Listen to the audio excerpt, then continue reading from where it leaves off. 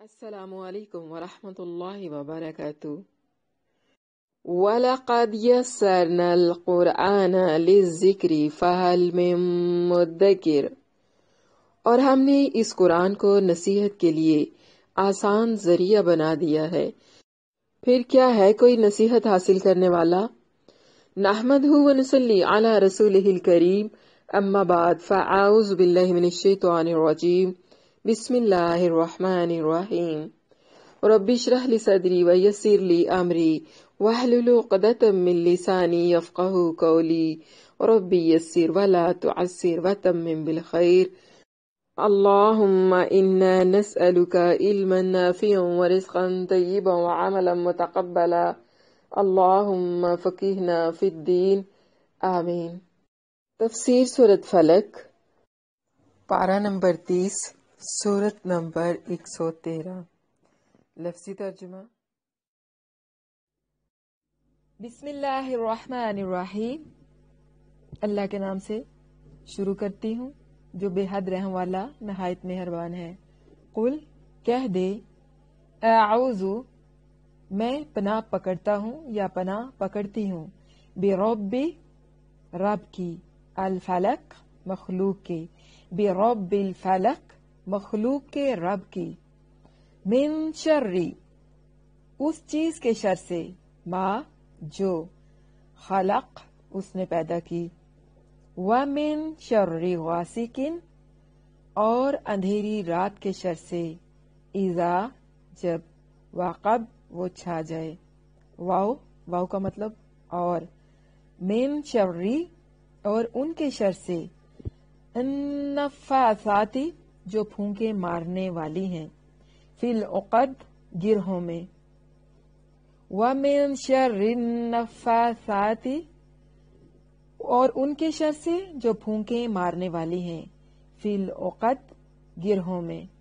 وَمِن، اور ان کے شر سے، حاسدin، جو حسد کرنے والے ہیں، وَمِن شَرِّ حاسدin، اور حسد کرنے والے کے شر سے، اذا، جب، یا جس وقت، حسد، وہ حسد کرے، اذا حسد، جب وہ حسد کرے، یا جس وقت وہ حسد کرے۔ آپ بتائیے۔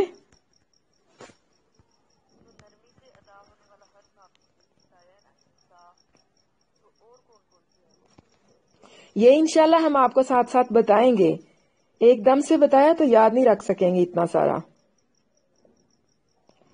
آج سا کا بتایا ہے، کل پھر اور بتائیں گے۔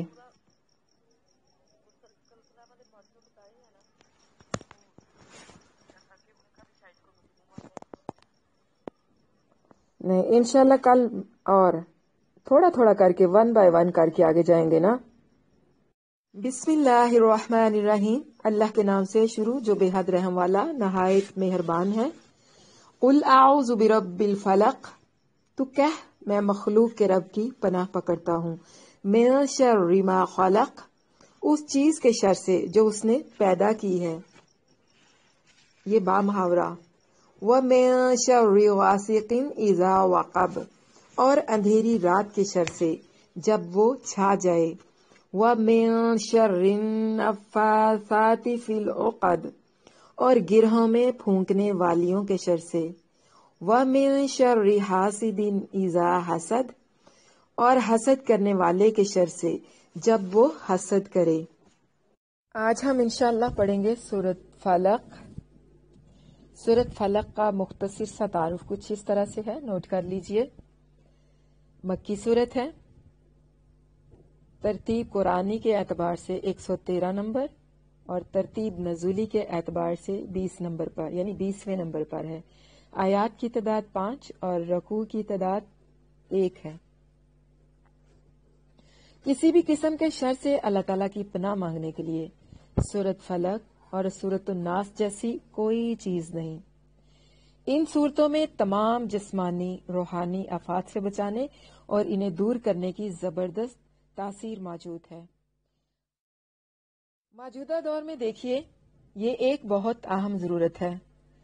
ہر دوسرا انسان کہتا ہے ہم پر جادو کا اثر ہو گیا ہے، ہم پر نظر کا اثر ہو گیا ہے، ہمیں کسی نے کچھ کر دیا ہے، لیکن لوگ جو ہیں تویزوں کی طرف بھاگتے ہیں، جادو ٹونوں کی طرف بھاگتے ہیں، قرآن کی طرف نہیں آتے، حالانکہ اللہ تعالیٰ نے بتایا ہے کہ قرآن شفا ہے، روحانی بیماریوں کے لیے بھی اور اخلاقی بیماریوں کے لیے بھی اور جسمانی بیماریوں کے لیے بھی، مطلب جسمانی، روحانی اور اخلاقی تمام بیماریوں کے لیے قرآن شفا ہے۔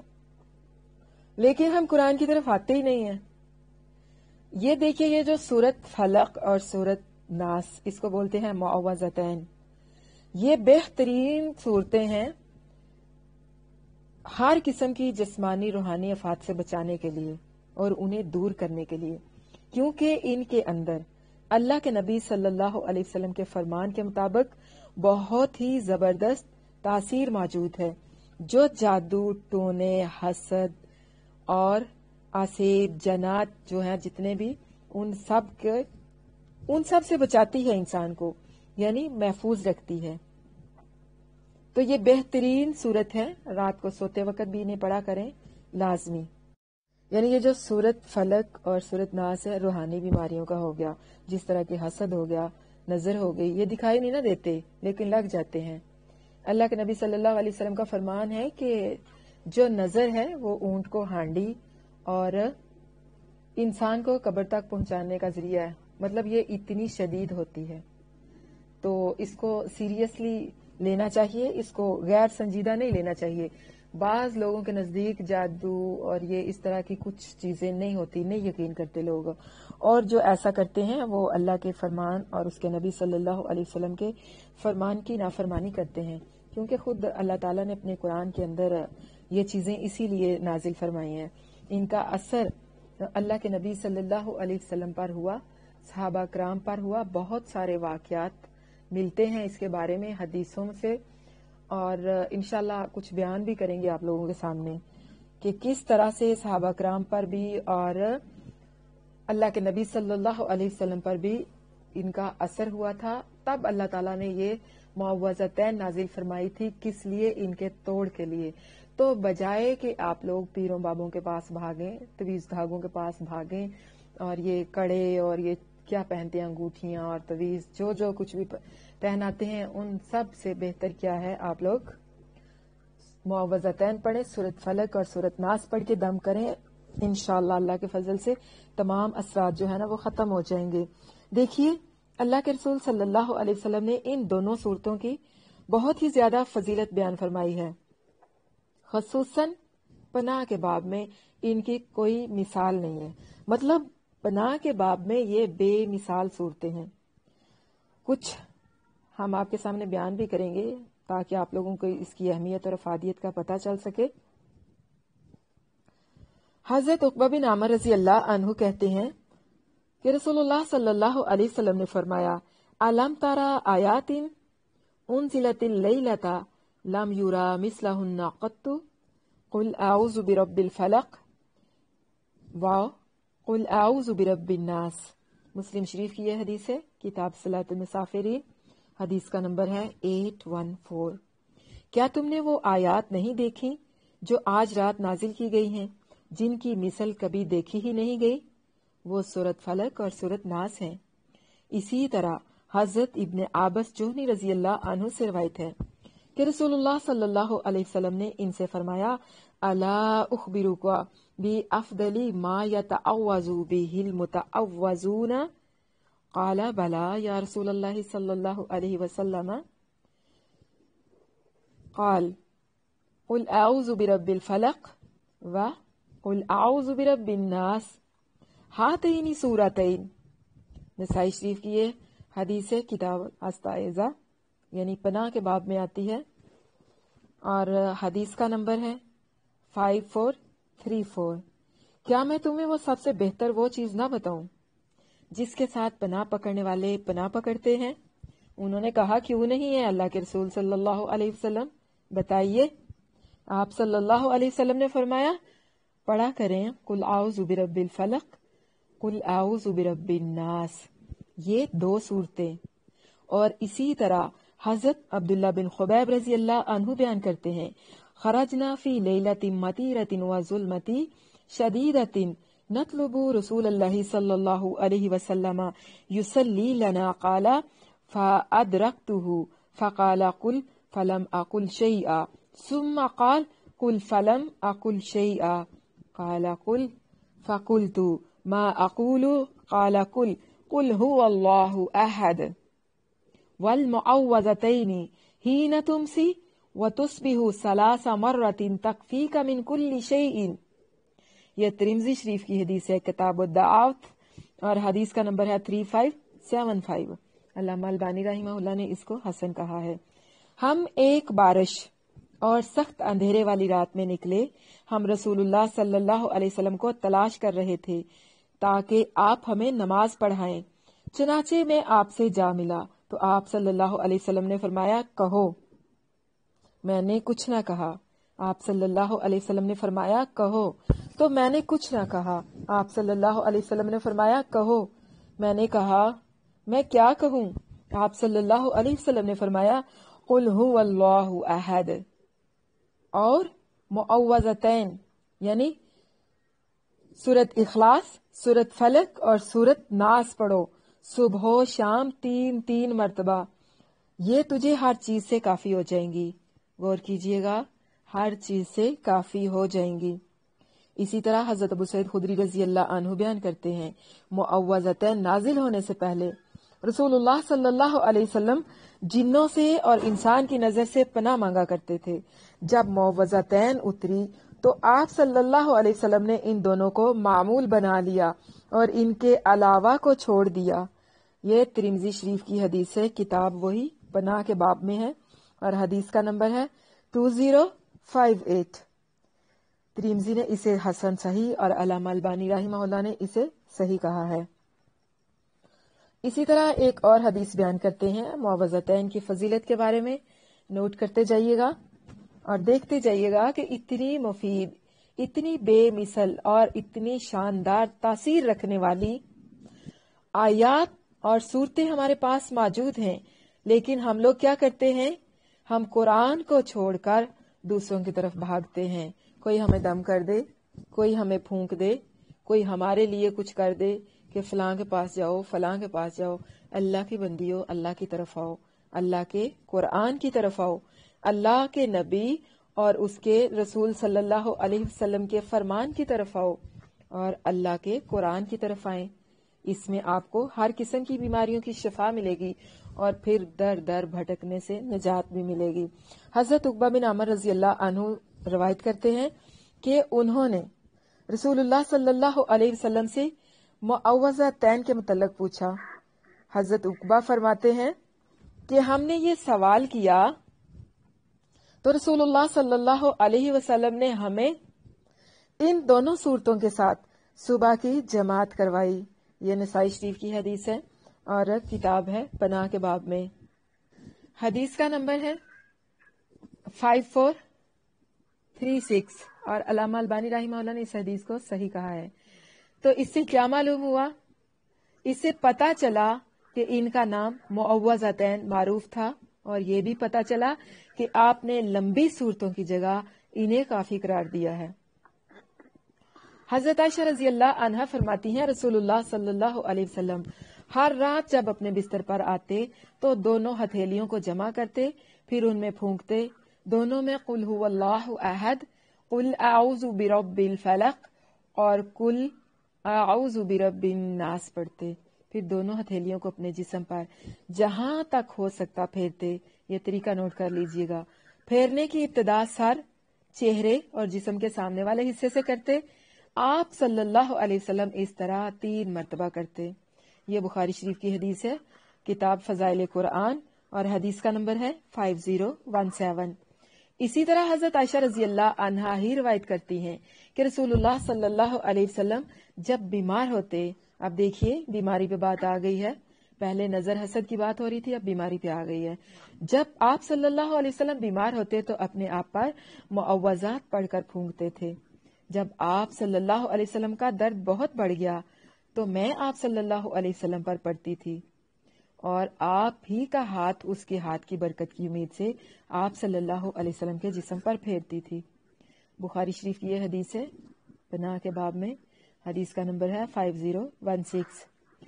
تو ان تمام حدیثوں سے ہمیں پتہ چلتا ہے کہ ان تینوں صورتوں کو یعنی جو ہم نے پڑھی ہیں مذکورہ اوقات ہم ان کو صبح شام کے اذکار میں شامل کر سکتے ہیں، بلکہ لازمی کریے رات کو سوتے وقت جب آپ اپنے بستر پر آ جائیں تو اس کا ضرور اہتمام کیجیے۔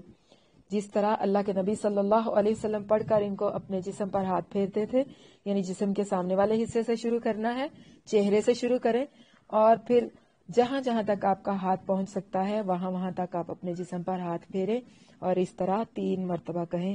انشاءاللہ آپ لوگ اللہ کی حفاظت اور اس کی پناہ میں آ جائیں گے۔ کسی قسم کا کوئی حسد، کوئی شر، کوئی اخلاقی روحانی کسی بھی قسم کا کوئی عصیب آپ کے قریب پھٹکے گا بھی نہیں۔ ان کو روزانہ پڑھنا چاہیے، ہر قسم کی روحانی اور جسمانی بیماریوں سے بھی محفوظ رکھتی ہیں اور جن اور انسانوں اور شیطانوں کے شر اور آفات سے بھی یہ اللہ کی پناہ میں رکھتی ہیں۔ آپ دیکھیے کہ جب ہم اعوذ باللہ من الشیطان الرجیم پڑھتے ہیں یا معوذات پڑھتے ہیں تو ان کے ذریعے سے اللہ تعالیٰ کی ہم پناہ مانگتے ہیں۔ تو پناہ مانگنے کا مطلب یہ نہیں ہے کہ صرف زبان سے یہ الفاظ ادا کر دیے جائیں تو بس بات ختم۔ لا الہ الا اللہ کہہ دیا تو یہ کافی نہیں ہے کہ آپ کا عقیدہ بگڑا رہے اور لا الہ الا اللہ کام کر جائے گا۔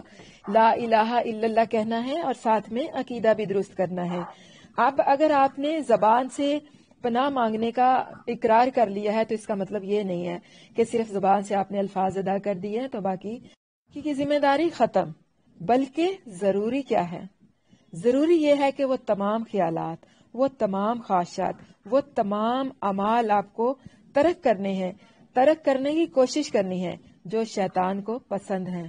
مطلب ہر وہ کام آپ نے چھوڑنے کی پوری کوشش کرنی ہے جو شیطان کو پسند ہیں۔ جس طرح کسی شخص پر کوئی درندہ حملہ آور ہو تو اس کا صرف یہ کہنا کافی نہیں ہے نا کہ میں فلاں قلعے میں پناہ لیتا ہوں۔ جس طرح کہ حضرت نوح علیہ السلام کے بیٹے نے کہا تھا نا کہ نہیں میں تمہارے ساتھ کشتی میں سوار نہیں ہوں گا، میں پہاڑ پر چڑھ کے پناہ لے لوں گا، پہاڑ مجھے بچا لے گا۔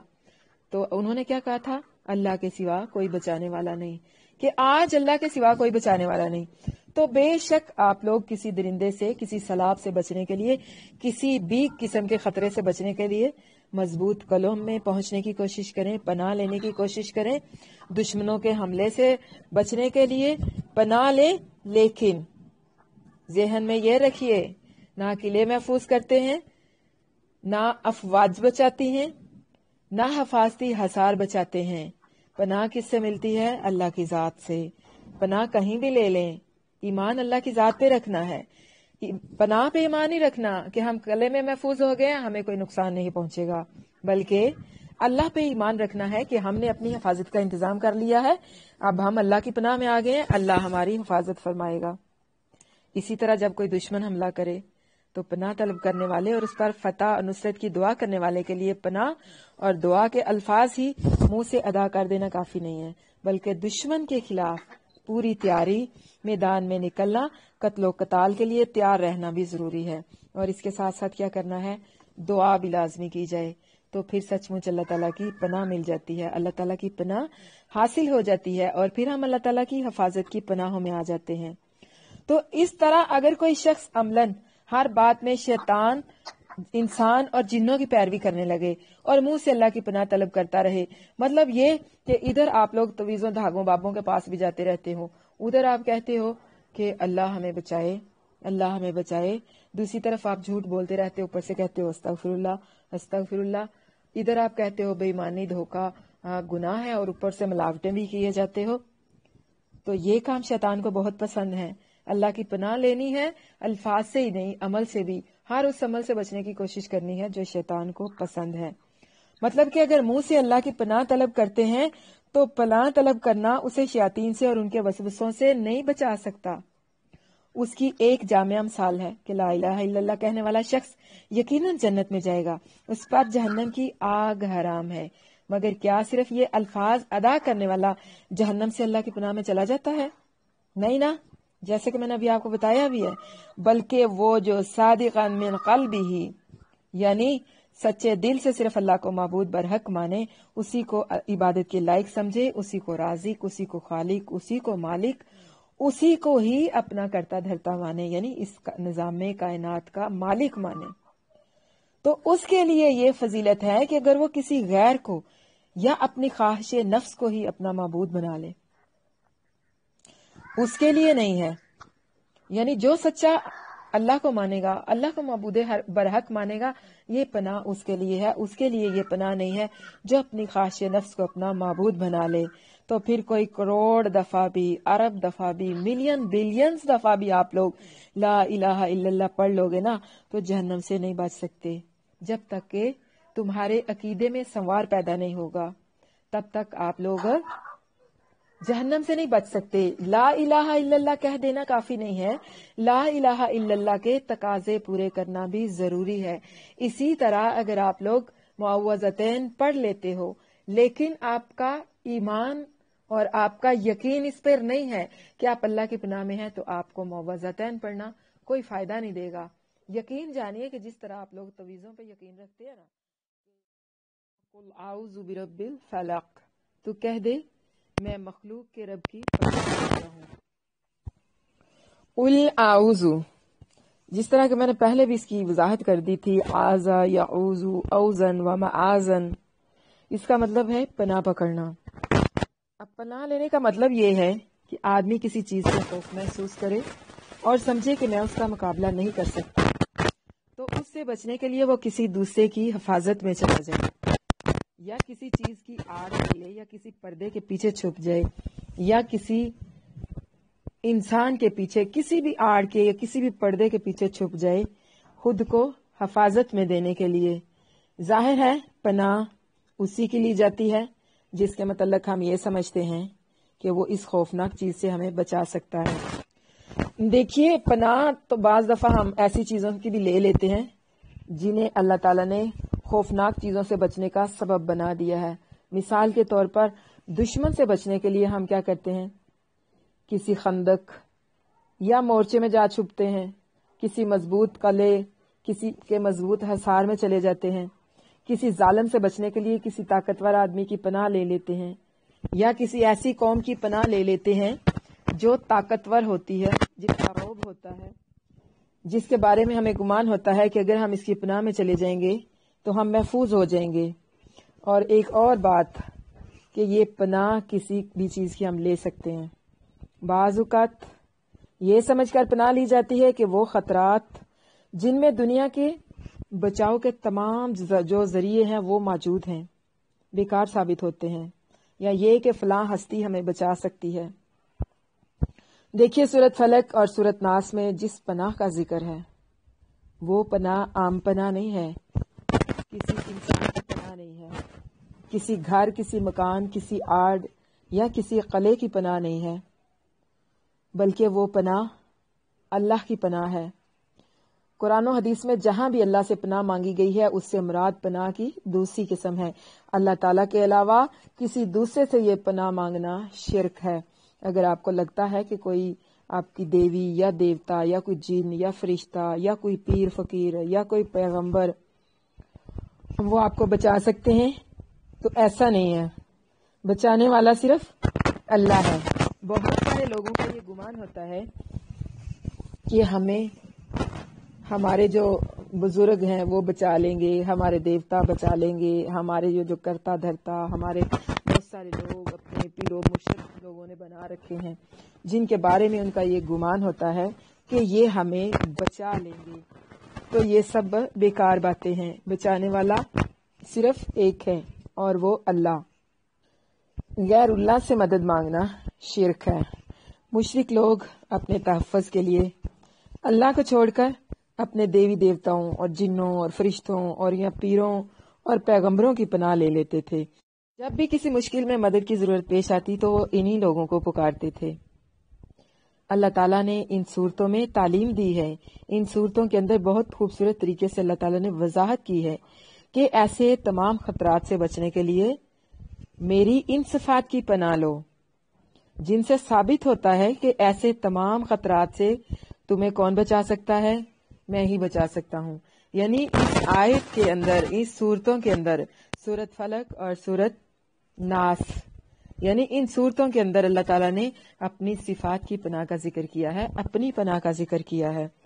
آپ دیکھیے کہ ہمارے پاس فرسٹ پوائنٹ کیا آ گیا ہے बिरब्बिल फलक। फलका यफलिकु फलकन, इसका क्या मतलब है? फाड़ना। ये मसदर है। अल फलकी मफऊल, मफलूकुन के मायने में है। इसकी तफसीर में दो जो कौल है ना वो ज्यादा मोतबर है।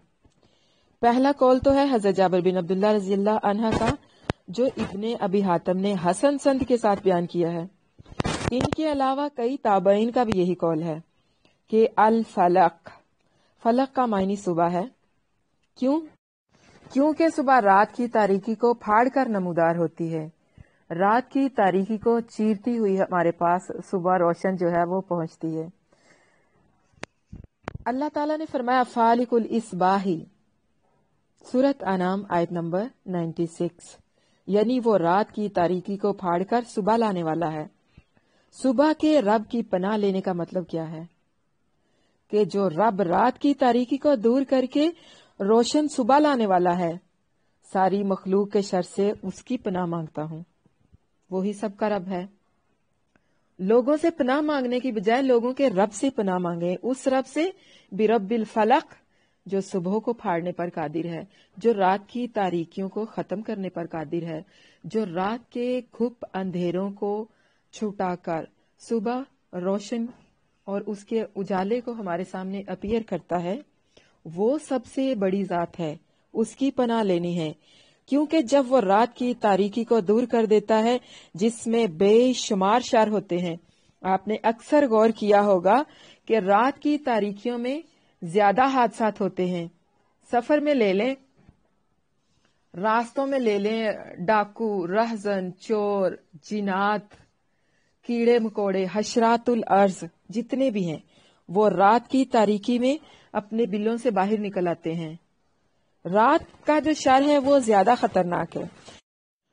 रात के अंदर बेशुमार शर पाए जाते हैं, तो इसके लिए दूसरों को यानी किसी आम आदमी की पनाह लेना और इन खतरों को मामूली समझना कि ये हमें बचा लेंगे, बेवकूफी की बात है। तो इन तमाम खतरात से बचने के लिए क्या करना है? अल्लाह की पनाह लेनी है। कौन सा रब है हमारा? बिरब्बिल फलक, सुबह को पहाड़ने पर कादिर है, रात के अंधेरों को खत्म करने पर कादिर है, जो सूरज को मशरिक से निकालकर मगरिब में गरूब करने पर कादिर है, जो रात को अपने वक्त पर लाने पर जिसने पाबंद किया हुआ है, जो रात को वक्त पर लाता है, दिन को अपने वक्त पर लेके आता है। रात अपने वक्त पर आती है, दिन अपने वक्त पर आता है। कौन लेके आता है इनको? इन सब पर कौन कादिर है? बिरब्बिल फलक, सुबह का रब, तमाम मखलूक का रब अल्लाह ही है ना। तो फिर उसकी पनाह मांगनी है। हर शर को दूर करना और उससे बचाना उसके लिए मामूली सी बात है। हजरत इब्ने अब्बास रज़ियल्लाहु अन्हुमा का कहना है, हजरत इब्ने अब्बास रज़ियल्लाहु अन्हुमा का कौल है जो तबरी ने अली बिन अबी तलहा की मोतबर संद के साथ बयान किया है, और ज़हाक का कौल भी यही है कि अल फलक, इससे वो तमाम चीजें मुराद हैं जिन्हें अल्लाह ताला ने किसी चीज को फाड़कर निकाला हो। मसलन जमीन से नबातात, पहाड़ों से चश्मे, बादलों से बारिश का पानी, और माँ के पेट से बच्चे का पैदा होना, और अंडों से जानवरों का, हैवानात का पैदा होना। और फिर इनके अलावा जहाँ कहीं भी पैदाइश का मामला होता है, अक्सर में आपको इंशकाक का लफ्ज नजर आएगा, और इंशकाक भी फटने को ही कहते हैं, यानी फटना या नमूदार होना या फाड़ना एक ही चीज हो जाती है ना। गोया के अल फलक का मायनी मखलूक, मैं सारी मखलूक के मालिक की पनाह पकड़ता हूँ कि वो मुझे अपनी मखलूक के शर से बचा ले। ये मायनी ज्यादा जामे है, इसीलिए इसमें इसी तर्जमे को इख्तियार किया गया है। अब देखिए अल्लाह के नबी सल्लल्लाहु अलैहि वसल्लम का फरमान है ना कि जब शाम हो जाती है, रात आने लगती है, तो उस वक्त अपने घरों के जो दरवाजे हैं उनको बंद कर लिया करो, अपने बच्चों को अपने घरों के अंदर ले आया करो, गलियों में बाहर निकलने ना दिया करें। और फिर जब रात हो जाए, मतलब नमाज इशा हो जाए, उसके बाद अपने घरों के दरवाजे बंद कर लिया करो, क्योंकि उस वक्त शयातीन जो हैं वो गली मोहल्लों में आ जाते हैं। तो ये जो मुअव्वज़तैन हैं, ये हर किसी की शर से, सूरत फलक और सूरत नास हर चीज की शर से बचाती हैं, अल्लाह ताला की पनाह में देती हैं। और इस बात को आपने याद रखना है, पनाह किसकी लेनी है? अल्लाह ताला की, क्योंकि सिर्फ हमें वही बचा सकता है। کبھی غور کریے گا، جب آپ لوگ کسی ایسی مصیبت میں پھنس جاتے ہو، جب آپ کو لگتا ہے کہ اب آپ کو کوئی بچانے والا نہیں ہے، تو اس وقت آپ کس کو پکارو گے؟ صرف ایک ہستی یاد رہے گی، اللہ۔ اس وقت آپ اللہ سے کہو گے کہ اللہ ہمیں بچا لے۔ تو پھر سب سے بہترین پناہ کس کی ہے؟ اللہ کی۔ تو اللہ ہی کی پناہ جو ہے اسی کو ہی اختیار کرنا ہے، اللہ ہی کی پناہ جو ہے اس کو لینا ہے۔ اس کے بعد دیکھیے من شر ما خلق، من شر ما خلق، اس چیز کے شر سے جو اس نے پیدا کی۔ اس میں مخلوق کے شر، یعنی جتنی بھی مخلوق ہے تمام مخلوق کے شر سے پناہ مانگی گئی ہے۔ کوئی نقصان یا تکلیف یا پریشانی کبھی باقی نہیں رہی جو اس میں نہ آ گئی ہو، مطلب کوئی بھی چیز باقی نہیں رہی جو اس شر کے اندر نہیں آ گئی، مخلوق کی شر کے اندر۔ اور حقیقت ہے بھی یہی کہ پناہ مانگنے کے لیے یہ بہت جامع صورت ہے، کیونکہ جب بندہ ساری مخلوق کے ہر شر سے بچنے کے لیے اس کے رب کی پناہ میں چلا گیا تو پھر مخلوق سے اسے کیا نقصان پہنچ سکتا ہے؟ کون ہے جو اس کو نقصان پہنچا دے؟ یعنی کوئی ایسا انسان جب اللہ کی پناہ میں چلا جاتا ہے، مخلوق کے رب کی پناہ میں چلا جاتا ہے، تو کیا کوئی مخلوق کے اندر ایسا ہے جو اسے نقصان پہنچا سکے؟ اور اگر وہ مالک ہی اپنی مخلوق کو نقصان پہنچانے سے نہ روکے تو مخلوق کے شر سے بلا کر بچا سکتا ہے؟ بتائیے ذرا۔ اگر اللہ آپ کے ساتھ کسی بلائی کا ارادہ کر لے، پوری کائنات مل کر مخالفت پر اتر آئے تو نقصان نہیں کر سکتی، آپ سے اس بلائی کو نہیں روک سکتی۔ اور اسی طرح جب اللہ تعالیٰ کسی انسان کے ساتھ شر کا ارادہ کرتا ہے، برائی کا ارادہ کرے، تو پوری کائنات مل کر اس کی فیور میں اتر آئے تو وہ تمام کی تمام مل کر بھی اسے اس برائی سے نہیں بچا سکتے جو اللہ تعالیٰ نے اس کو پہنچانے کا ارادہ کر لیا ہو۔ اللہ جب کسی کو اپنی پناہ میں لے لے تو کوئی اس کی پناہ کو توڑ نہیں سکتا، مطلب اسے کوئی نقصان نہیں پہنچا سکتا۔ اور جو مخلوق کی پناہ میں چلا جائے اسے مخلوق کی پناہ تو فائدہ بھی دے سکتی ہے، نقصان بھی دے سکتی ہے۔ لیکن یہاں پر کہا گیا ہے کہ بندہ جب ساری مخلوق کے ہر شر سے بچنے کے لیے اس کے رب کی پناہ میں چلا جاتا ہے تو پھر مخلوق میں سے کوئی اسے نقصان نہیں پہنچا سکتا۔ اور اگر وہ مالک ہی اپنی مخلوق کو نقصان پہنچانے سے نہ روکے تو مخلوق کے شر سے کوئی نہیں بچا سکتا۔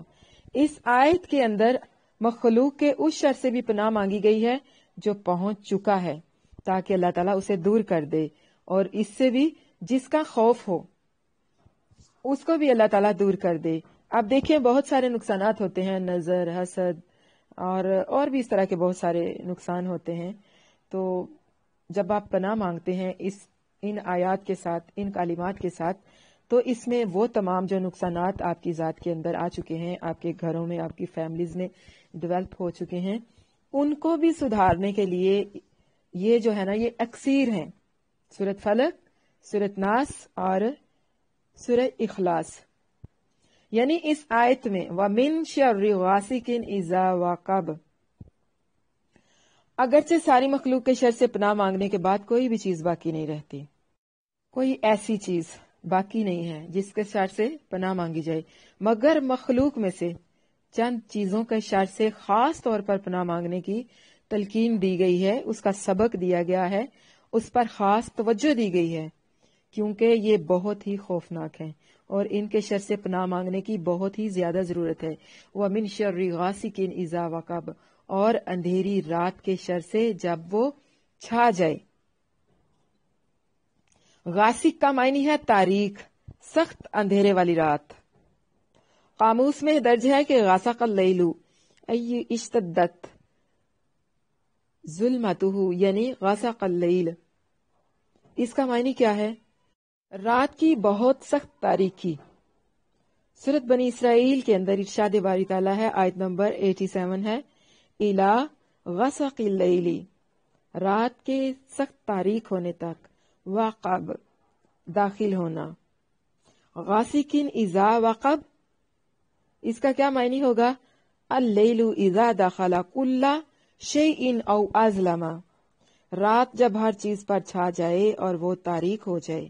تاریک رات کے شر سے خاص طور پر پناہ مانگنے کی تلقین ہے۔ کیوں؟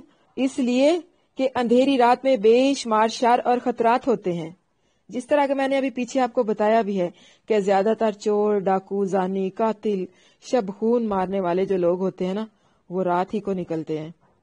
رسول اللہ صلی اللہ علیہ وسلم کو رات ہی کے وقت قتل کرنے کے منصوبے بنائے گئے تھے تاکہ آپ صلی اللہ علیہ وسلم اپنا بچاؤ نہ کر سکیں اور نہ ہی کسی کو قاتل کا پتہ چل سکے، یعنی چھپ کر وار کیا جاتا ہے اندھیرے میں۔ جنگلی جانوروں کو بھی لے لیں، شیر، چیتے، بھیڑیے رات کے وقت اکثر نکل آتے ہیں جنگلات سے۔ آپ کے اپنے محلے کے گلی کوچوں کے اندر رات کی تاریکی ہوتے ہی کتے، اس طرح کے جانور جو ہیں وہ نکل آتے ہیں، ان کی خوفناک آوازیں بھی آتی ہیں، اور جو دیہی یعنی علاقے ہوتے ہیں، دیہاتی علاقے، وہاں پر تو بھیڑیے بھی آ جاتے ہیں، لومڑیاں بھی نکل آتی ہیں رات کو۔ غرض کے ہر قسم کا شر جو ہے وہ رات کی تاریکی میں پایا جاتا ہے، حتیٰ کہ سانپ بچھو بھی رات کو نکلتے ہیں، اور انہی سے انسان کو زیادہ خطرہ ہوتا ہے۔ آپ مچھروں کو لے لیں، کھٹملوں کو لے لیں، یہ رات کو کتنی تکلیف دیتے ہیں، یہ سب جانتے ہیں نا۔ اب دیکھیے کہ ڈاکٹر ان کے بارے میں کیا کہتے ہیں کہ اکثر بیماریوں کے جراثیم اندھیرے میں پیدا ہوتے ہیں اور سورج کی روشنی میں ہلاک ہو جاتے ہیں۔ اسی لیے اب کہتے بھی ہیں نا، یہ کرونا وائرس کی وجہ سے بھی لوگوں سے دور رہو، گھروں میں بند رہو، اور کچھ دیر کے لیے مطلب 2-3 گھنٹوں کے لیے ڈائریکٹ سورج کی روشنی میں بھی بیٹھا کرو۔ اور پھر جو زیادہ جب ہیٹ ہوتی ہے تو زیادہ ہیٹ پہ جرمز جو ہیں وہ مر جاتے ہیں، تو اندھیرے میں وہمی چیزوں کا خوف جو ہوتا ہے نا وہ زیادہ بڑھ جاتا ہے۔ یہاں پہ کوئی ہے، کوئی آ نہ جائے، یہاں پہ سایہ نظر آیا ہے، ایسے لگ رہا جیسے وہاں پہ کوئی کھڑا ہے۔ اکثر لوگوں کو اس طرح کے وہم ستانے لگتے ہیں۔ بہت جگہ پہ ہم خود اپنے آس پاس بھی بڑے لوگوں کا ہم نے مشاہدہ کیا ہے، اس طرح کے وہم جو ہے نا وہ بہت زیادہ آتے ہیں، اور یہ تمام جو وہم ہیں رات کی تاریکی میں زیادہ آتے ہیں۔ اسی لیے حکم دیا گیا ہے کہ رات کو اپنے برتن وغیرہ بھی جو ہے نا ان کو ڈھانپ کے رکھا کرو، کیونکہ رات کے وقت آسمان سے بیماریاں بھی اترتی ہیں۔ ان سب پر مزید دیکھیے کہ ان سب کے شر سے اندھیرے میں واقع ہونے کی وجہ سے انسان ان سے اپنا بچاؤ بھی نہیں کر سکتا۔ اب اندھیری رات کے اندھیرے میں کوئی اچانک سے نکل کر کسی پر حملہ کر دے تو کوئی انسان کیسے اپنا بچاؤ کر سکتا ہے؟ اس لیے اندھیری رات کی برائیوں سے پناہ مانگنے کی تعلیم دی گئی ہے۔ حضرت عائشہ صدیقہ رضی اللہ عنہا سے مروی ہے کہ رسول اللہ صلی اللہ علیہ وسلم نے چاند دیکھا تو فرمایا، یا عائشہ استعیذ باللہ من شر ھذا فإن ھذا هو الغاسق اذا وقب۔ ترمذی شریف کی یہ حدیث ہے، کتاب تفسیر القرآن، حدیث کا نمبر ہے 3366۔ علامہ البانی رحمہ اللہ نے اس کو صحیح کہا ہے۔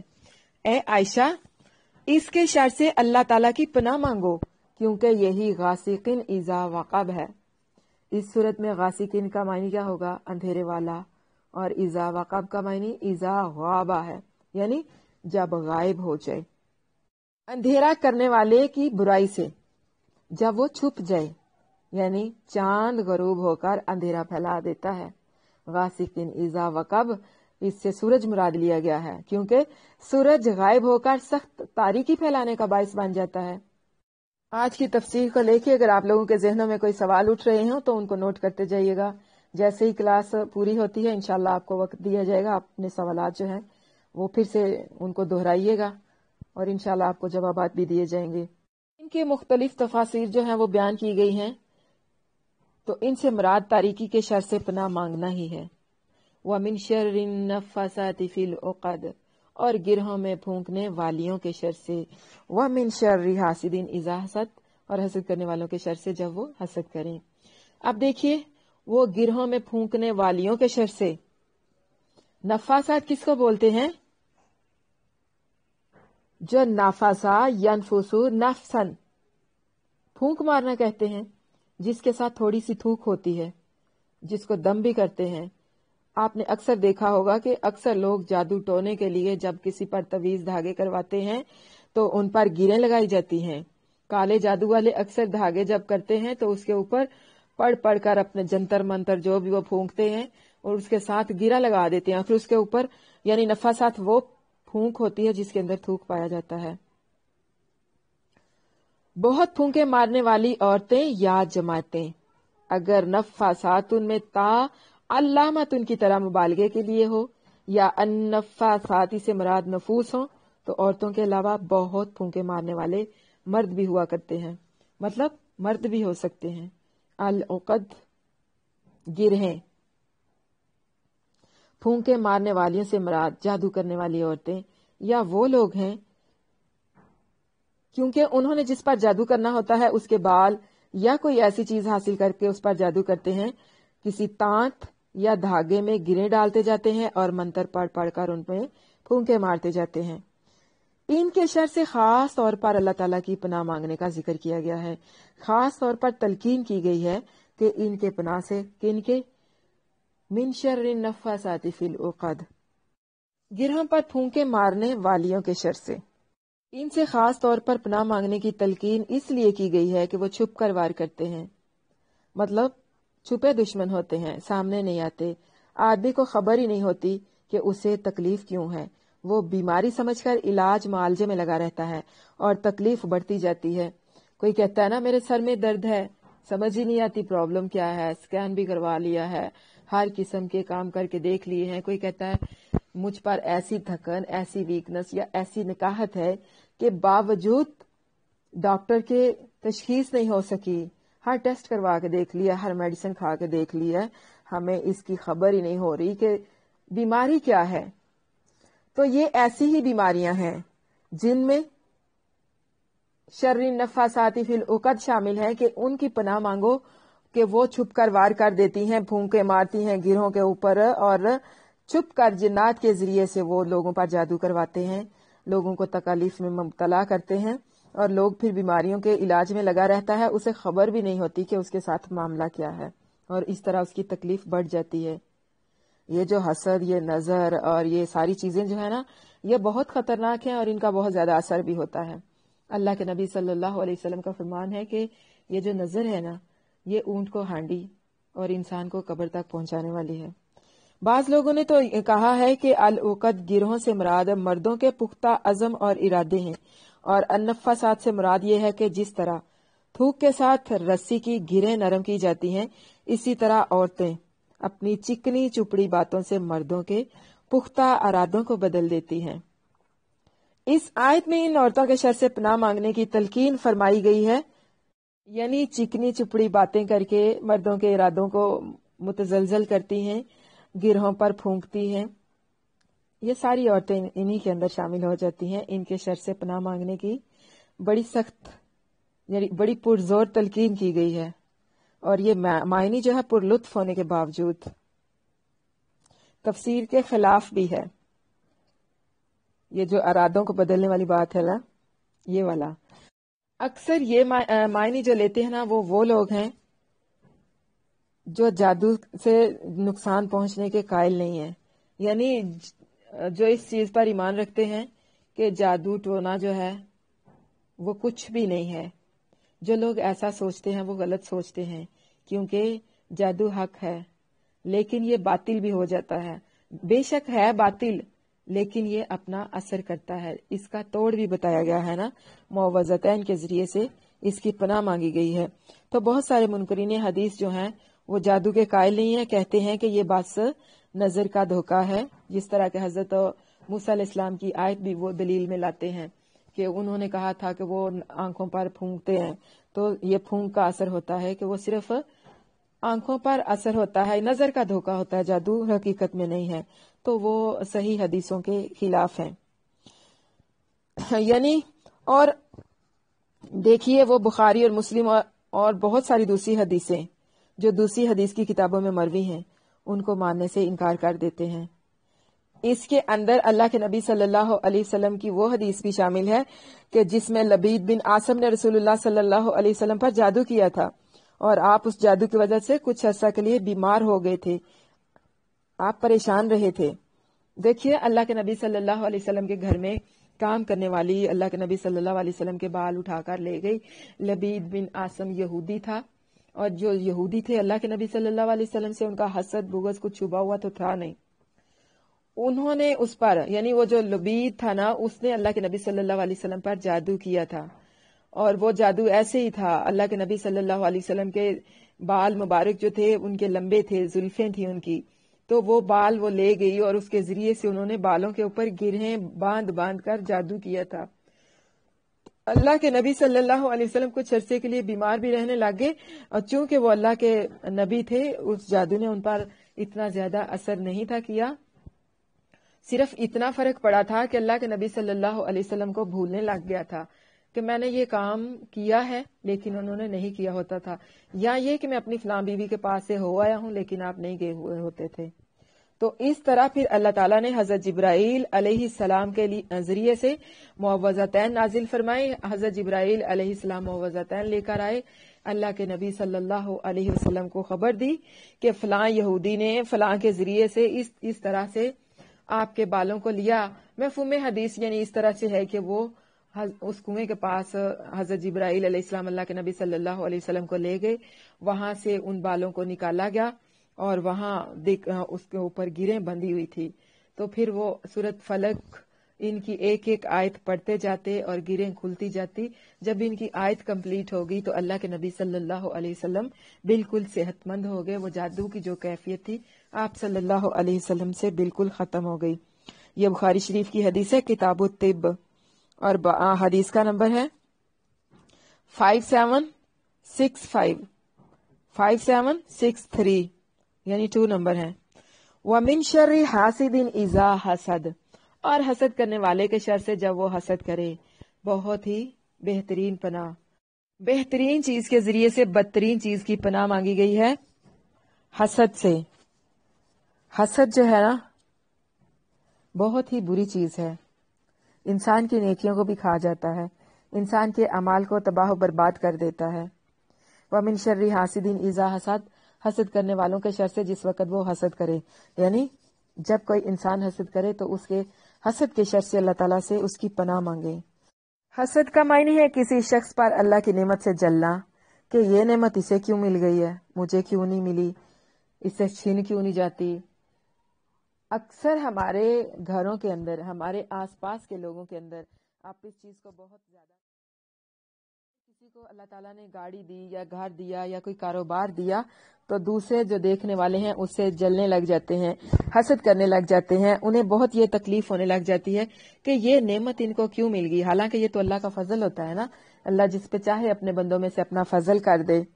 حسد کا معنی ہے کسی شخص پر اللہ کی نعمت سے جلنا کہ یہ نعمت اسے کیوں مل گئی، یعنی یہ خواہش رکھنا کہ اس سے یہ نعمت چھین جائے، کسی دوسرے کی نعمت کے زوال کی تمنا کرنا، پھر دل میں یہ خواہش کرنا کہ یہ چیز مجھے مل جائے، یہ چیز مجھے ہی ملے، فلاں کو کیوں مل گئی ہے، فلاں کی پوزیشن کیوں آ گئی ہے، میری کیوں نہیں آئی، یہ فیل کیوں نہیں ہوا۔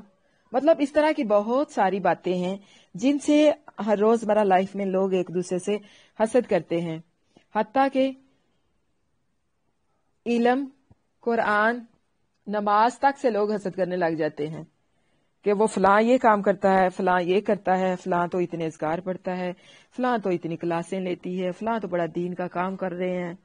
مطلب جو لوگ بھی اس طرح کی باتیں کرتے ہیں نا کہ دیکھو وہ پڑھ رہی ہے، ٹائم ویسٹ کر رہی ہے، اس کو کسی کی پرواہ نہیں ہے، یہ ہے وہ ہے، وہ سب حسد کی وجہ سے کرتے ہیں۔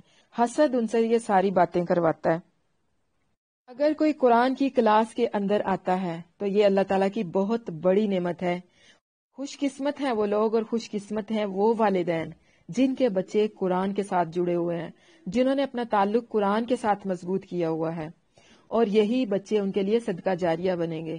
اگر رکاوٹ ڈالیں گے تو یاد رکھیں روز قیامت بہت سخت پکڑ ہونے والی ہے، اللہ تعالیٰ نے پکڑ لینا ہے کہ جو بچے آپ کو دیے بتائیں انہیں کس راستے پہ لگا کے آئے ہو، کون سے راستے پہ، نیکی کے راستے پہ، برائی کے راستے پہ، قرآن کے راستے پہ یا فحاشی کے راستے پہ۔ تو جو والدین جن کے بچے قرآن کے ساتھ جڑے ہوئے ہیں خوش نصیب ہیں وہ لوگ۔ یاد رکھیں اولاد بہترین صدقہ جاریہ ہے۔ اگر آپ لوگ اپنے بچوں کو نیکی کے راستے پر چلا کے چھوڑ کے جاتے ہو دنیا سے، وہ جب جب نیکی کریں گے تو ان کا ثواب آپ لوگوں کے نامہ اعمال میں بھی لگے گا۔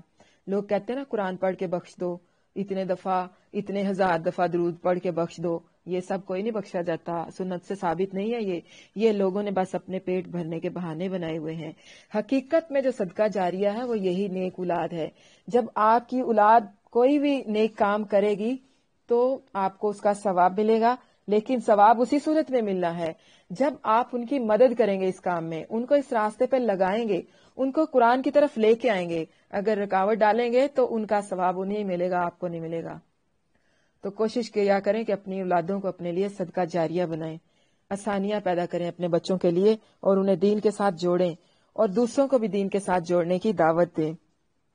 آپ جب کوئی دین کے ساتھ جڑ جاتا ہے تو اس کی مخالفت کرنے والے بھی بہت سارے آ جاتے ہیں، کوئی ماما، کوئی چاچا، کوئی خالہ، کوئی پھوپھی، کوئی ساس کہیں پہ آ جاتی ہے، کہیں پہ نند، اور کہیں نہ کہیں کوئی کہیں شوہر آ جاتا ہے کہ بھئی ابھی تو یہ کام بھی ہے۔ یہاں کہہ دیتے ہیں کہ دیکھو جی 2-2 3-3 گھنٹے اب یہ کلاس لے گی، بھلا اب یہ ایسے بھی کلاسیں ہوتی ہیں، بھلا کوئی آن لائن بھی پڑھائیاں ہوتی ہیں، بھلا کوئی ایسے بھی قرآن پڑھتا ہے۔ دیکھیے یہ آن لائن تو اللہ تعالیٰ کی بہت عظیم نعمت بن گئی ہے کہ گھر بیٹھے آپ لوگوں کو بنا کہیں جائے قرآن کی تعلیم مل رہی ہے، حدیث کی تعلیم مل رہی ہے، تو اللہ تعالیٰ کا شکر ادا کرنا چاہیے، بجائے کہ اس کے اوپر نکتہ چینی کریں۔ تو یاد رکھیں یہ جو تمام باتیں ہیں نا، یہ انسان سے کون کہلواتا ہے؟ شیطان۔ شیطان نہیں چاہتا کہ انسان اللہ کی طرف آئے، اس کے قرآن کی طرف آئے، اسلام کی طرف آئے، یا نماز کی طرف آئے۔ اور یہ انسان کے اندر حسد کون ڈالتا ہے؟ شیطان۔ اور یہ حسد انسان سے باتیں کرواتا ہے اور ہر رکاوٹ ڈالنے کی کوشش کرتا ہے، اور یہی رکاوٹ جو ہے نا وہ انسان کے کھاتے میں لکھی جائے گی، رکاوٹ ڈالنے والوں کے راستے میں۔ اور اللہ تعالیٰ کے راہ پہ جو اللہ تعالیٰ کی راہ پہ جو چل پڑتے ہیں نا، ان کے لیے تو خود اللہ تعالیٰ کا فرمان ہے کہ جو میری طرف آتا ہے چل کے، میں اس کی طرف دوڑ کر آتا ہوں۔ کوئی میری طرف ایک ہاتھ آئے، میں اس کی طرف 10 ہاتھ آتا ہوں۔ کوئی میری طرف چل کے آئے، میں اس کی طرف دوڑ کے آتا ہوں۔ یعنی اللہ بندے کو اس طرح اپنی پناہ میں لیتے ہیں جو اللہ کی طرف بڑھ جاتا ہے۔ اللہ نے اپنا کام بھی کروانا ہوتا ہے، وہ کروا لیتا ہے جس کے ذریعے سے مرضی، جس طریقے سے مرضی۔ تو رکاوٹ ڈالنے والوں کے ہاتھ کچھ نہیں آتا سوائے برائی کے۔ تو اس لیے اپنے لیے بھی، اپنی اولادوں کے لیے بھی، اپنے آس پاس کے لوگوں کے لیے بھی آسانیاں پیدا کیا کریں۔ حسد سے بچیں۔ حسد نیکیوں کو اور اعمال کو برباد کرنے والی چیز ہے۔ کسی کو خیرات کرتے دیکھیں تو بجائے یہ کہنے کے کہ یہ دکھاوا کر رہا ہے، مخیر ثابت کرنے کے لیے خود کو، اس کے دل میں مت جھانکیں، اس کا معاملہ اللہ کے حوالے کر دیں، اس کے ظاہر کو دیکھیں، اور اس کے ظاہر کے حوالے سے اپنے دل میں بھی یہ خواہش کریں کہ اللہ وہ کر رہا ہے، مجھے بھی توفیق دے، یہ نہیں کہ وہ کیوں کر رہا ہے۔ اگر ہم یہ کہیں گے کہ وہ کیوں کر رہا ہے تو یہ ہمارا حسد کہلوائے گا۔ بعض اوقات ایسے ہوتا ہے کسی کے پاس نعمت آ جاتی ہے تو دوسرے انسان کا جی یہ چاہتا ہے کہ اس سے یہ نعمت چھن جائے اور یہ نعمت مجھے مل جائے، یہ ہے حسد۔ اور اس کی ایک جائز قسم بھی ہے، اس کو کہتے ہیں رشک۔ رشک یہ صرف دین کے معاملے میں جائز ہے۔ کسی کو قرآن پڑھتے ہوئے دیکھے، بہت زیادہ پڑھتے ہوئے دیکھے، رشک کریں اس پہ، کتنا خوش قسمت ہے، کتنا خوش نصیب ہے، یہ قرآن پڑھ رہا ہے، اللہ مجھے بھی اس کے راستے پہ چلا دے۔ یہ نہیں کہ اس کو ہٹا کے مجھے اس کے راستے پہ چلا، بلکہ اللہ مجھے بھی اس کے راستے پہ چلا دے، یہ کتنا خوش قسمت ہے، یہ قرآن پڑھ رہا ہے، نماز پڑھ رہا ہے، اس کو اللہ تعالیٰ نے اپنے راستے پہ لگایا ہوا ہے، اللہ مجھے بھی اس کے راستے پہ لگا دے۔ یہ جو ہے یہ حسد کی یہ جو قسم ہے نا، اس کو بولتے ہیں رشک۔ یہ جائز ہے، رشک کیا کریں، حسد نہ کیا کریں۔ حسد کرنے سے انسان کو کچھ بھی حاصل نہیں ہوتا، پھر انسان کی خواہش یہ ہوتی ہے اور اس کی کوشش بھی یہ ہوتی ہے کہ یہ نعمت انسان کو نہ ملے، مجھے مل جائے، اور ایسا کرنے سے اسے ملنے والا کچھ بھی نہیں ہے۔ آپ دیکھیے حسد کے بہت سارے درجے ہیں، اور سب سے جو بدتر درجہ ہے وہ یہ ہے کہ کسی شخص کو اللہ تعالیٰ کوئی نعمت دیتا ہے تو وہ اس سے اس نعمت کے چھین جانے کی تمنا کرتا ہے، اور قول و فعل کے ساتھ یہ ثابت بھی کرنے کی کوشش کرتا ہے، اور اس سے چھیننے کی کوشش بھی کرتا ہے، اور وہ یعنی اس کی ہر ممکن یہ کوشش ہوتی ہے کہ یہ نعمت اس سے چھن جائے۔ مثال کے طور پہ لے لیں، میرے جو مشاہدے میں زیادہ تر چیز آئی ہے اسی کو لے کے میں زیادہ بات کرتی ہوں، وہ یہ ہے کہ جب خواتین قرآن کی طرف آتی ہیں تو ان سے جڑے ہوئے جو رشتے ہیں نا، وہ ان کے راستے میں رکاوٹ ڈالتے ہیں۔ کہیں ماں راستے میں رکاوٹ ڈالے گی، کہیں ساس راستے میں رکاوٹ ڈالے گی، کہیں شوہر ڈالے گا، کہیں بچے ڈالیں گے۔ تو ایسا نہ کیا کریں۔ اگر کسی کے گھر میں کوئی انسان قرآن کے ساتھ جڑا ہوا ہے تو اس کی حوصلہ افزائی کیا کریں، اس پہ رشک کریں، اور اس کے لیے دعا کیا کریں کہ اللہ تعالیٰ ہمیں بھی اس کے راستے پہ چلا دے۔ اگر کسی کی بیٹی ہے تو اپنے لیے یہ دعا کیا کریں، اللہ ہماری اس بیٹی کو ہمارے لیے صدقہ جاریہ بنا دے۔ تو اپنے بچوں کو قرآن کے ساتھ جوڑیے۔ बाज ऐसे होते हैं कि फिर वो कोलोफेल से इस नेमत के छीन जाने की भी दुआ करते हैं और कोशिश भी करते हैं, बुराइयां कर करके भी, हर तरीके से, हीले बहाने से। देखिए, चेहरे आईनादार होते हैं इंसान के दिल के। इंसान के दिल में जो होता है उसके चेहरे पे जरूर वाजे होता है। अगर उसके चेहरे पे नजर आए, उसकी जबान की बातों में, कड़वाहट में आपको वो चीज जरूर नजर आएगी। आपको महसूस होगा आपको कि ये खैर खाही नहीं है, ये अल्फाज जो अदा किए जा रहे हैं इनमें हमारी खैर खाही नहीं है। गर्ज के इंसान हसद के अंदर ये ख्वाहिश करता है कि इसे ये नेमत छीन जाए और मुझे मिल जाए। फिर बास की कोशिश होती है कि उससे छीनकर मुझे मिल जाए ये नेमत, और बास को इससे गर्ज ही नहीं होती, बल्कि वो इसी बात पर खुश होते हैं कि ये नेमत जो है इनके पास भी नहीं रही, मुझे मिले ना मिले, इनको भी नहीं मिलनी चाहिए। बास की तो ये ख्वाहिश होती है ना कि उनसे छीन जाए, मुझे मिल जाए, और बास की ये ख्वाहिश भी नहीं होती कि हमें मिल जाए। उन्हें सिर्फ यही होता है कि इनके पास भी ना रहे, इनके पास से भी ये नेमत छीन जाए। दूसरा ये कि अमली तौर पर उसे नुकसान पहुंचाने की कोशिश ना करें, लेकिन दिल में ये ख्वाहिश रखें कि उनके पास जो नेमत आ गई है वो किसी न किसी सूरत से इन लोगों से छीन ली जाए, उससे खत्म कर दी जाए। तो देखिए, ये जो दोनों सूरतें हैं ना, चाहे दिल में छुपाकर, चाहे सामने आकर, चाहे किसी भी तरीके से, ये हराम है। अब देखिए, सवाल पैदा होता है कि हासद के शर से पनाह मांगते वक्त इज़ा हसदा, इज़ा हसद यानी इज़ा हसद की कैद क्यों लगाई गई है कि जब वो हसद करे? तो इसका सादा सा जवाब यह है कि हासद के हसद का नुकसान दूसरे शख्स को सिर्फ उसी वक्त होता है जब वो अपने हसद के तकाजे के मुताबिक कौल या फेल से उसे नुकसान पहुंचाने की कोशिश करता है। बसूरत देगर अगर वो अपने दिल के अंदर अपने हसद को छुपाए रखता है तो इससे किसी दूसरे बंदे का तो कोई नुकसान होने वाला नहीं है, उसका अपना नुकसान होगा, उसकी नेकियां जाया होगी। या हसद के तकाजे के मुताबिक ये ख्वाहिश रखे कि वो उससे नेमत छीन जाए। हसद की एक सूरत तो ये है कि दिल में ख्याल आता है कि फलां शख्स को ये नेमत क्यों मिली, मगर आदमी इस ख्याल को हटा देता है, झटक देता है, ना उसे नुकसान पहुंचाने की कोशिश करता है और ना उसका कोई ऐसा इरादा या ख्वाहिश होती है कि वो उससे नेमत छीन जाए। इस पर तो अल्लाह ताला पकड़ेगा नहीं, यानी छूट हो जाएगी आप लोगों की, मुआवजा नहीं होगा। ऐसे ख्यालात आ जाते हैं अक्सर लोगों के दिल में, क्योंकि इंसान की तबीयत में ये बात रख दी गई है कि वो इस बात को पसंद नहीं करता कि उसका कोई हम जिन्स किसी खूबी में उससे बढ़कर हो। तो जो शख्स हसद के तकाजे पर अमल ना करे, बल्कि उसे यूं ही ख्याल आए और वो उन्हें झटक दे तो क्या कहते हैं, उससे नुकसान नहीं होता। यानी जिसके साथ हसद हो उसके साथ एहसान करे, उसके लिए दुआ करे और उसकी खूबियां आम बयान करना शुरू कर दे, ताकि दिल में उस भाई के साथ जो उसके हसद पैदा हो गया है, वो हसद की बजाय उसके दिल में मोहब्बत पैदा हो जाए। तो उसके शर से पनाह मांगने की क्या जरूरत है? यानी ऐसा इंसान जिसके दिल में ख्याल आता है कि इसे क्यों ये मिल गया है फायदा, लेकिन उसका मकसद उसको नुकसान पहुंचाना नहीं होता, बल्कि वो हर तरह से अपने ख्याल को झटकने की कोशिश भी करता है, जिससे हसद उसको महसूस होता है। उसके बारे में वो अच्छी अच्छी बातें भी लोगों के दरमियान करना शुरू कर देता है ताकि उसके जहन से हसद का वो ख्याल निकल जाए। तो ऐसा शख्स जो है उसे कोई नुकसान नहीं पहुंचा सकता।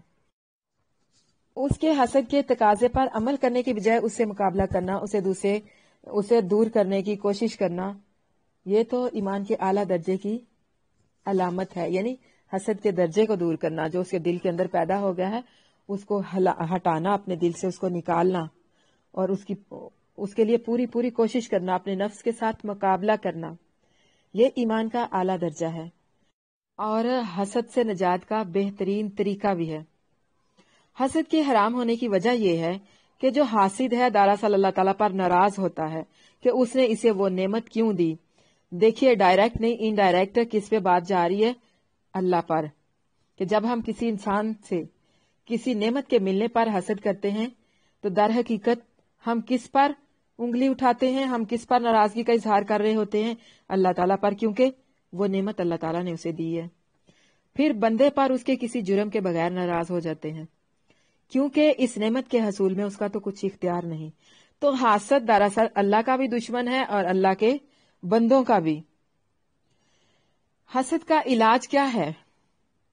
اس کا علاج یہ ہے کہ بندہ سوچے کہ حسد کا نقصان دین اور دنیا میں حسد کرنے والے ہی کو ہے، محسود کو کوئی نقصان نہیں ہے۔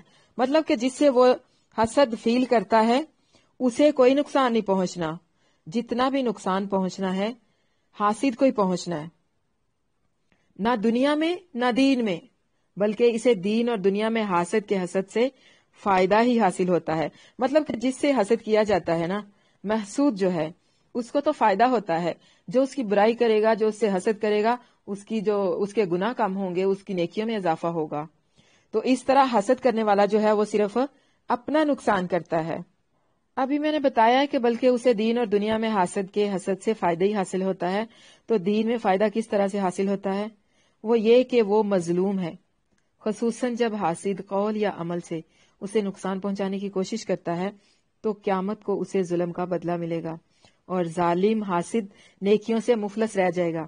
اور دنیاوی فائدہ یہ ہے کہ دنیا میں یعنی لوگوں کی دلی خواہش یہ ہوتی ہے کہ ان کے دشمن غم اور فکر اور عذاب میں مبتلا رہیں، اور حاسد جو ہے جس عذاب اور مصیبت میں گرفتار ہے، اس سے بڑی مصیبت اور کیا ہو سکتی ہے؟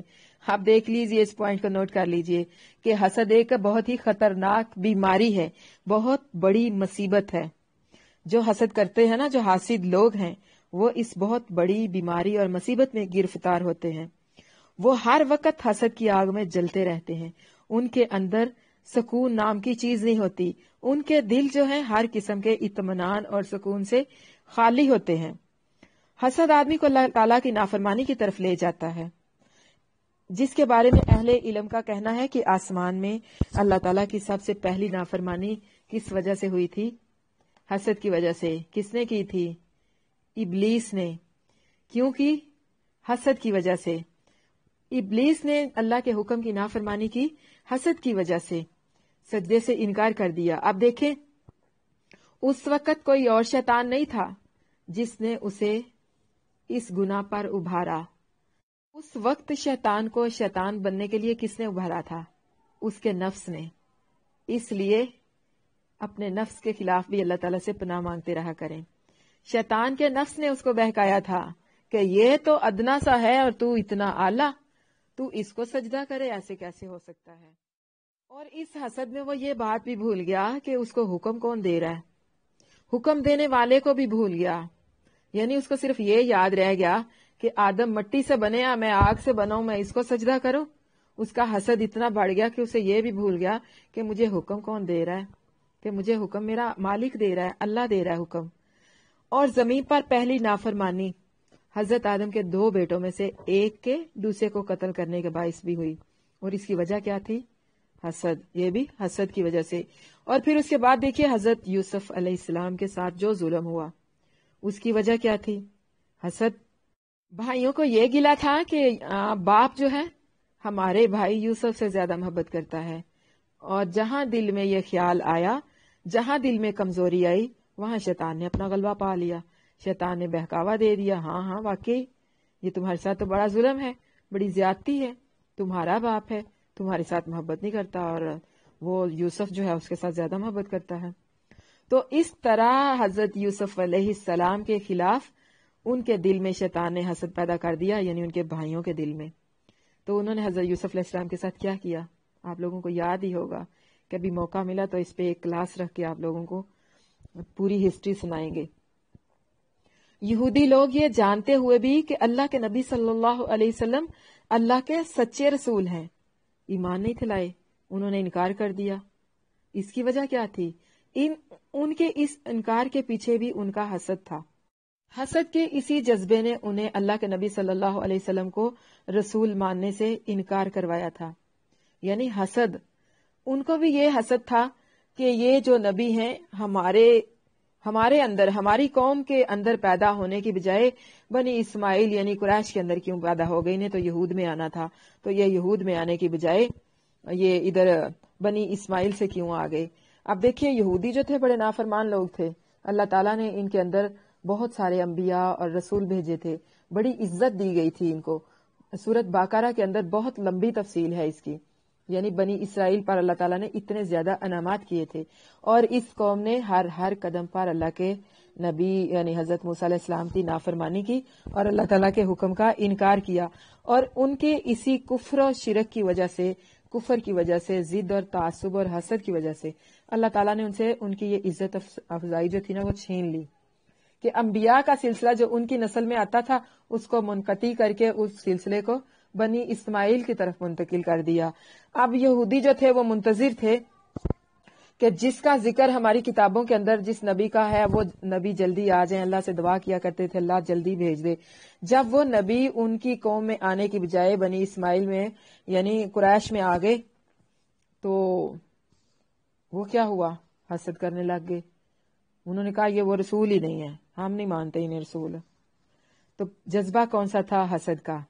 وہ حسد کرنے لگ گئے تھے کہ انہوں نے تو ہمارے اندر آنا تھا، ان کے بیچ میں کیسے آ گئے؟ یہ تو امیر لوگ ہی نہیں ہیں، یہ تو غریب سے لوگ ہیں، ان پڑھ سا طبقہ ان کا، تو ان کے اندر یہ کہاں سے آ گئے؟ یہ تو ہمارا حق تھا۔ اسی حسد کی وجہ سے انہوں نے قرآن کا انکار کر دیا، اللہ کے نبی صلی اللہ علیہ وسلم کا انکار کر دیا، دشمن ہو گئے، طرح طرح کے فکرے کستے، مذاق اڑاتے، حتیٰ کہ جادوگر تک کہہ دیتے تھے۔ اس لیے ان کے شر کے بعد حاسد کے شر سے پناہ مانگنے کا یہاں پر ذکر کیا گیا ہے اور اس کی تلقین بھی فرمائی گئی ہے۔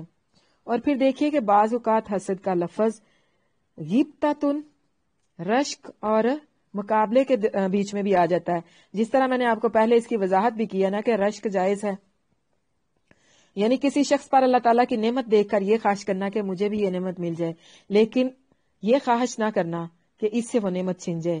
مثال کے طور پہ ہماری یہاں پہ جو طالبات ہیں، گلشن ہے، آپ رضوانہ دیکھ لے کہ گلشن بڑی لائق ہے، رضوانہ اس کے ساتھ مقابلہ بنا لے کہ میں نے بھی گلشن سے زیادہ لائق بننا ہے۔ گلشن 1 رکوع روز پڑھتی ہے، میں نے 2 پڑھنے ہیں، میں نے گلشن سے بھی نیکی کرنے میں آگے نکل جانا ہے، تو یہ ہوگا رشک، کیونکہ رضوانہ کی خواہش یہ ہے کہ وہ گلشن کے جیسی بنے، گلشن کی طرح وہ قرآن پڑھے، اس کی یہ خواہش نہیں ہے کہ یہ قرآن کی نعمت گلشن سے چھن جائے اور مجھے ملے۔ رشک کی یہ صورت جو ہے یہ جائز ہے۔ جس خواہش کے اندر یہ خواہش آ جائے کہ اس سے نعمت چھن جائے، یہ بری ہے۔ یہ خواہش حرام نہیں ہے کہ ہم بھی ایسا ہی کریں۔ اگر کسی کو اللہ نے دیا ہے تو کوشش کریں آپ بھی لے لیں، اللہ سے دعا کریں اللہ ہمیں بھی دے دے، یہ نہ کریں کہ اللہ اس سے چھین کے مجھے دے دے۔ اگر آپ یہ دعا کرتے ہیں اللہ تو نے اس کو یہ نعمت دی ہے، اس کو مزید دے، اس کی نعمتوں میں برکت کار، اللہ تو اس پہ قادر ہے، تو ایک وقت میں تمام کائنات کو یہ نعمت سے سرفراز کر سکتا ہے، اللہ مجھے بھی یہ نعمت دے دے، لیکن یہ خواہش نہ ہو کہ اس سے وہ نعمت چھن جائے۔ تو یہ خواہش کرنا حرام نہیں ہے، جائز ہے، مگر صرف 2 چیزوں میں رشک کرنا جائز ہے اور پسندیدہ ہے۔ حضرت ابن عمر رضی اللہ عنہما سے روایت ہے کہ اللہ کے رسول صلی اللہ علیہ وسلم نے فرمایا، لا حسد الا فی اثنتین، رجل اتاہ اللہ القرآن فہو یقوم بہ اناء اللیل واناء النہار، ورجل اتاہ اللہ مالا فہو ینفقہ اناء اللیل واناء النہار، یعنی صرف 2 چیزوں میں رشک کرنا جائز ہے، جیسے کہ میں نے پیچھے آپ کو بتایا بھی ہے قرآن کے معاملے میں۔ دیکھیے حسد اور رشک کرنا، مگر 2 چیزوں میں۔ حسد اور رشک کرنا نہیں ہے مگر صرف 2 چیزوں میں۔ ایک وہ آدمی جسے اللہ نے قرآن دیا تو وہ رات کی گھڑیوں اور دن کی گھڑیوں میں اس کے ساتھ قائم رہتا ہے، یعنی تلاوت کرتا ہے اس کی، اور ایک وہ آدمی جسے اللہ تعالیٰ نے مال و دولت دی ہو تو وہ رات اور دن کی گھڑیوں میں اس میں سے نیک کاموں میں خرچ کرتا رہتا ہے، یعنی اللہ کی راہ میں خرچ کرتا ہے۔ مسلم شریف کی یہ حدیث ہے، کتاب الصلاۃ المسافرین، اور حدیث کا نمبر ہے 815۔ بخاری شریف کے اندر بھی یہ حدیث موجود ہے، بخاری شریف میں اس کا نمبر ہے 5025۔ جی طالبات، یہ تھی ہماری آج کی بہت خوبصورت سی سورۃ فلق کی تفسیر۔ آج کی تفسیر میں ہمارے لیے جو عمل کا نقطہ ہے وہ کیا ہے؟ اللہ کی توحید کا اقرار کرنا ہے، جھوٹے معبودوں کی عبادت نہیں کرنی، غیر اللہ کی عبادت نہیں کرنی، غیر اللہ کی پناہ نہیں لینی، ہر برائی کے شر سے صرف اللہ کی پناہ لینی ہے، وساوت سے بچنا ہے، وساوت سے بچنے کے لیے بھی اللہ کی پناہ لینی ہے، باقاعدگی سے نماز پڑھنی ہے، تلاوت قرآن کرنی ہے، صبح و شام کے مسنون اذکار جو ہیں ان کی پابندی کرنی ہے۔ جنات اور انسانوں کے حسد سے، ان کے شر سے بچنے کے لیے معوذتین پڑھنی ہے۔ اگر کسی کو اللہ نے قرآن کی نعمت دی ہے، کسی کو قرآن کے راستے پر لگایا ہے، دین کے راستے پر لگایا ہے، تو اسے حسد نہیں کرنا۔ اس کے لیے ذہن میں یہ نہیں سوچنا کہ اس کو اس راستے سے ہٹا دیا جائے یا اس سے یہ نعمت چھین جائے اور ہمیں مل جائے، یا ہمیں ملے نہ ملے اس سے بھی چھین جائے۔ یہ جو دین کے راستے پہ لگا ہوا ہے، ہم تو دین کے راستے پہ نہیں ہیں، یہ بھی دین کے راستے سے نکل جائے، اسے بھی دین کے راستے پہ نہیں آنا چاہیے۔ الحمدللہ الذی بنعمتہ تتم الصالحات قل بفضل اللہ وبرحمتہ فبذلک فلیفرحوا هو خیر مما یجمعون۔ سبحان ربک رب العزۃ عما یصفون والسلام علی المرسلین والحمدللہ رب العالمین۔ آمین ثم آمین یا رب العالمین۔ الحمدللہ ہم لوگوں نے مسنون اذکار کے سلسلہ میں 2 جو دعائیں ہیں اس کو یاد کر لیا۔ آج ہم انشاءاللہ تیسری دعا پڑھیں گے، تو چلیے آئیے ہم اپنی آج کی دعا کو پڑھتے ہیں۔ دعا نمبر 3، اللہم بک اصبحنا وبک امسینا وبک نحیا وبک نموت والیک النشور۔ اللہم بک اصبحنا وبک امسینا وبک نحیا وبک نموت والیک النشور۔ اللہم بک اصبحنا اللہم بک اصبحنا اللہم بک اصبحنا وبک امسینا وبک امسینا وبک امسینا وبک نحیا وبک نحیا وبک نحیا وبک نحیا وبک نموت والیک النشور وبک نموت والیک النشور وبک نموت والیک النشور وبک نموت والیک النشور۔ اللہم بک اصبحنا وبک امسینا وبک نحیا وبک نموت والیک النشور۔ اے اللہ، تیرے ہی نام کے ساتھ ہم نے صبح کی، اور تیرے ہی نام کے ساتھ ہم نے شام کی، اور تیرے ہی نام کے ساتھ ہم زندہ ہیں، اور تیرے ہی نام کے ساتھ ہم مریں گے، اور تیری ہی طرف اٹھ کر جانا ہے۔ شام کے وقت جب ہم نے اس دعا کو پڑھنا ہے، اصبحنا کی جگہ پہ ہم پڑھیں گے امسینا۔ اللہم بک امسینا وبک اصبحنا وبک نحیا وبک نموت والیک المصیر۔ اللہم بک امسینا وبک اصبحنا وبک نحیا وبک نموت والیک المصیر۔ اللہم بک امسینا وبک اصبحنا وبک نحیا وبک نموت والیک المصیر۔ ترمذی شریف کی یہ حدیث ہے، 466 جلد نمبر 5۔ اے اللہ، تیرے ہی نام کے ساتھ ہم نے شام کی، اور تیرے ہی نام کے ساتھ ہم نے صبح کی، اور تیرے ہی نام کے ساتھ ہم زندہ ہیں، اور تیرے ہی نام کے ساتھ ہم مریں گے، اور تیری ہی طرف لوٹ کر